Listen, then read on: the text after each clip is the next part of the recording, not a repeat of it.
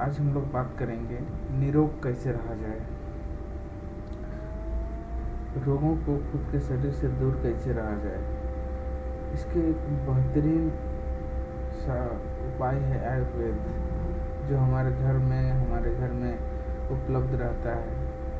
तो सबसे पहले जानते हैं आयुर्वेद क्या है।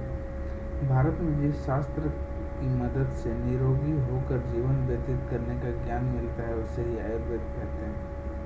आयुर्वेद यानी कि जड़ी बूटी वाला दवाई, एलोपैथिक दवाई नहीं जो वर्षों पहले बना के उसमें एक्सपायरी डेट लिखा गया, ये तुरंत में इलाज होता है। आयुर्वेद में निरोगी होकर जीवन व्यतीत करना ही धर्म माना गया है।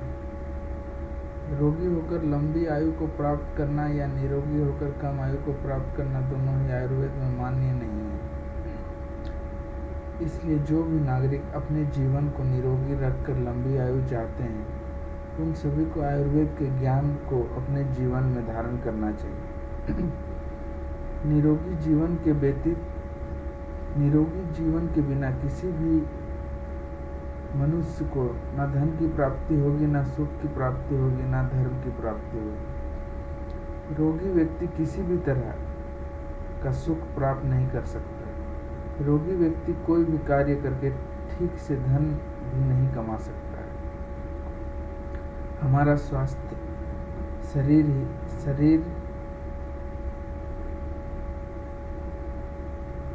ही सभी तरह के ज्ञान को प्राप्त कर सकता है। शरीर के नष्ट हो जाने पर संसार की सभी वस्तुएं बेकार है।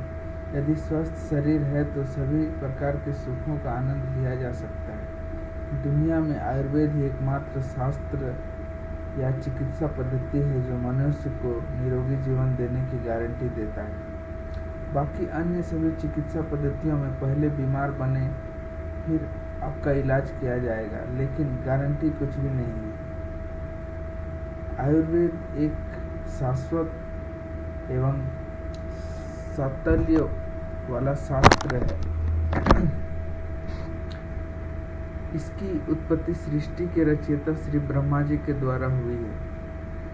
ऐसा कहा जाता है ब्रह्मा जी ने आयुर्वेद का ज्ञान दक्ष प्रजाति को दिया। श्री दक्ष प्रजाति ने यह ज्ञान अश्विनी कुमारों को दिया। उसके बाद यह ज्ञान देवताओं के राजा इंद्र के पास पहुंचा। देवराजा इंद्र ने इस ज्ञान को ऋषियों मुनियों जैसे अत्रेय, उत्सवसु आदि को दिया। उसके बाद यह ज्ञान पृथ्वी पर फैलता चला गया। इस ज्ञान को पृथ्वी पर फैलाने वाले अनेक महान ऋषि एवं वैद्य हुए हैं, जो समय समय पर आते रहे और लोगों को यह ज्ञान देते रहे। ऋषि जिन्होंने आयुर्वेद के ज्ञान को लोगों तक पहुंचाने के लिए एक शास्त्र की रचना की, जिसका नाम अष्टांग हृदय है। अष्टांग हृदयम शास्त्र में लगभग 7000 श्लोक दिए गए हैं। ये श्लोक मनुष्य जीवन को पूरी तरह से निरोगी बनाने के लिए हैं। प्रथम अध्याय में आयुर्वेद के बारे में वायु पित्तम कफच्यत्रयोम समास्त विकृता देहि दन्ति ते वर्तयन्ति च ते व्यापिनो अपि ह्रीना भयो रधो मयो वर्षाश्रय, अर्थात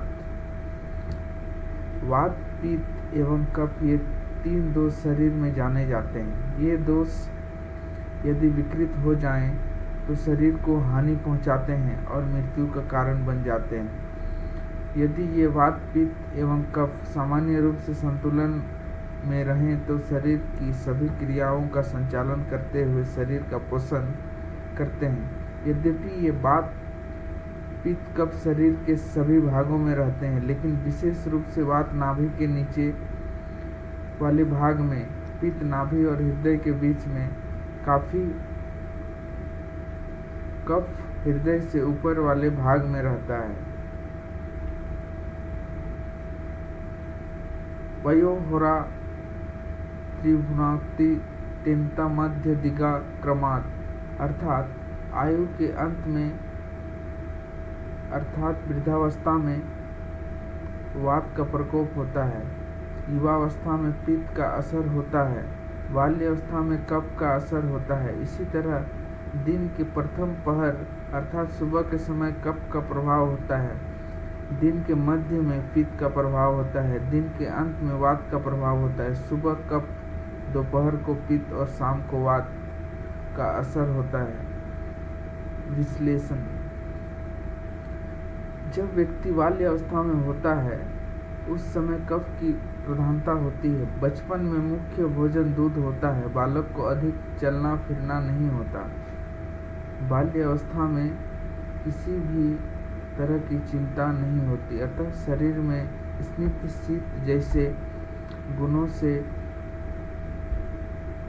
युक्त कफ अधिक बनता है। युवावस्था में शरीर में धातुओं का बनना अधिक होता है, साथ ही रक्त का निर्माण अधिक होता है।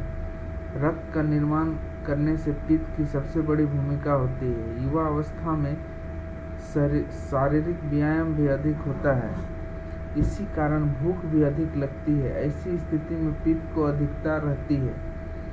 युवा अवस्था में पित्त का बढ़ना बहुत जरूरी होता है। यदि पित्त ना बढ़े तो शरीर में रक्त की कमी हो जाएगी और शरीर को पुष्ट करने वाली धातुओं का भी निर्माण नहीं होगा। पित्त के गुण हैं तीक्ष्ण, उष्ण। वृद्धावस्था में शरीर क्षय होने लगता है, सभी धातुएं शरीर में कम होती जाती हैं, शरीर में रुचता बढ़ जाती है। ऐसी स्थिति में शरीर में वायु का प्रभाव बढ़ जाता है। वायु का गुण रुच एवं गति है।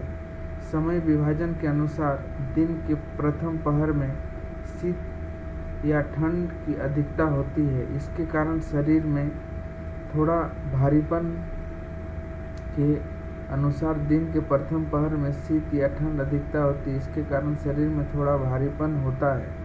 इसी कारण कफ में वृद्धि होती है।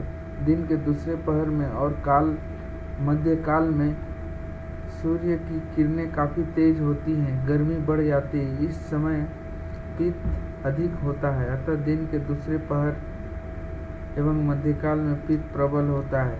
दिन के तीसरे पहर और सायंकाल सूर्य किरणों के मंद हो जाने के कारण वायु का प्रभाव बढ़ता है। इसी तरह रात्रि के प्रथम पहर में कफ की वृद्धि होती है, रात्रि के दूसरे प्रहर में वात की वृद्धि होती है। क्योंकि रात्रि के तीसरे प्रहर का अंतिम प्रहर में वातावरण में भी शीतल वायु बहती है, अतः शरीर की इसी वायु के संपर्क में आ जाने से शरीर में वायु बढ़ जाती है। इसी तरह खाने पीने के समय का वात पित्त कफ के साथ भी मेल है। खाने को खाते समय कफ की मात्रा प्रधानता रहती है। भोजन में पाचन के बाद वायु की प्रधानता होती है। भोजन कफ के साथ ही मिलकर आमाशय में पहुंचता है। मुंह में बनने वाली लार क्षारीय होती है। आमाशय में जो स्राव होता है वह अम्लीय है, अतः भोजन को खाते समय लार भोजन के साथ मिलकर आमाशय में पहुंचती है, जहां उसमें अम्ल मिलता है।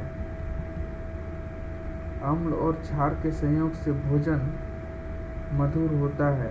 भोजन के मधुर होने से ही आमाशय में कफ की वृद्धि होती है। भोजन जब आमाशय में आगे चलता है तो फिर पित्त की क्रिया शुरू होती है। इस पित्त के बढ़ने से अग्नि प्रदीप्त होती है, जो भोजन को जलाकर रस में बदल देती है। भोजन के रस को बदल जाने के बाद उसमें से मांस, मज्जा, रक्त, वीर्य, मल मूत्र आदि बनते हैं और इस स्तर पर वायु की अधिक होती है। इस वायु के कारण ही मल मूत्र का शरीर में निकलना होता है। इस तरह शरीर में प्रतिदिन